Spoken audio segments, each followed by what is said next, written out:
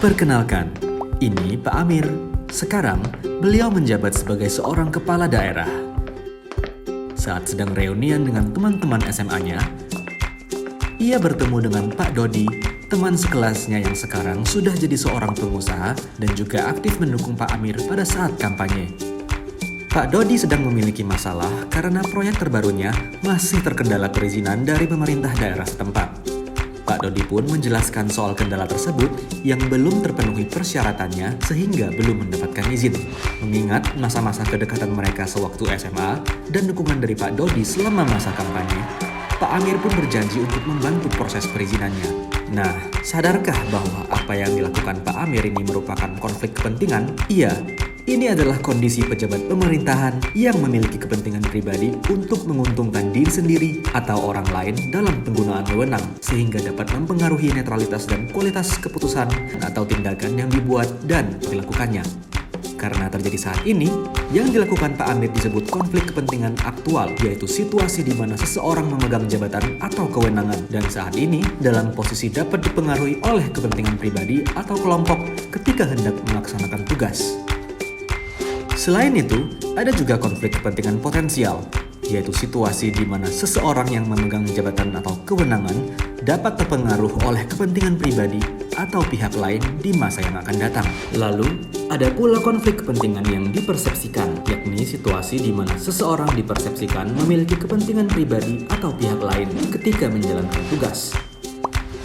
Lalu, dari mana sebenarnya sumber konflik kepentingan itu? Bisa dari hubungan afiliasi, rangkap jabatan dan moonlighting, atau biasa disebut pekerjaan sampingan, kepemilikan aset, kelemahan sistem organisasi, kepentingan pribadi, hingga gratifikasi. Iya, gratifikasi bisa menjadi sumber munculnya konflik kepentingan. Apalagi kalau pelaku memang memiliki kepentingan tersembunyi atau ingin mempengaruhi objektivitas serta integritas penyelenggara negara atau pegawai negeri. Atau yang lebih parah, untuk mengaburkan tindak pidana korupsi. Untuk menanganinya, ada 3 hal yang bisa dilakukan: pencegahan, penanganan pada saat sedang terjadi, dan penanganan pada saat telah terjadi. Pencegahan dimulai dari refleksi diri. Coba tanyakan pada diri sendiri, apakah tindakan kita sesuai dengan etika dan standar yang berlaku tentang benar dan salah? Lalu, amati lagi integritas kita. Sudahkah kita jujur dan menjaga integritas kita? Terakhir, tentang nilai.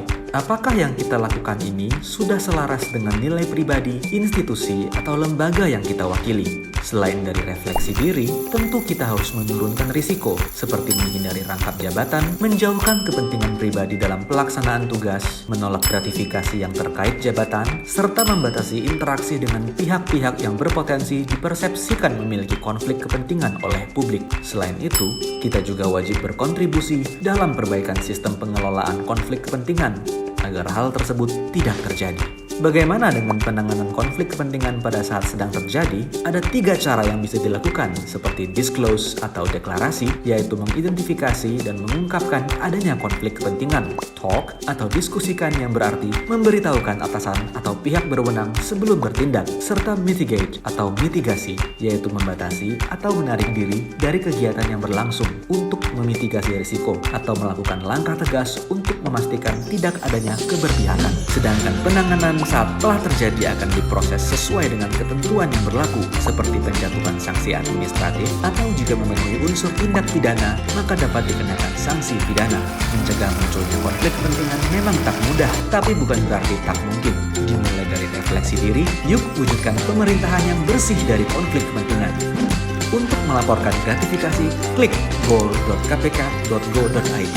Klik gratifikasi.kpk.go.id untuk info lengkap soal gratifikasi.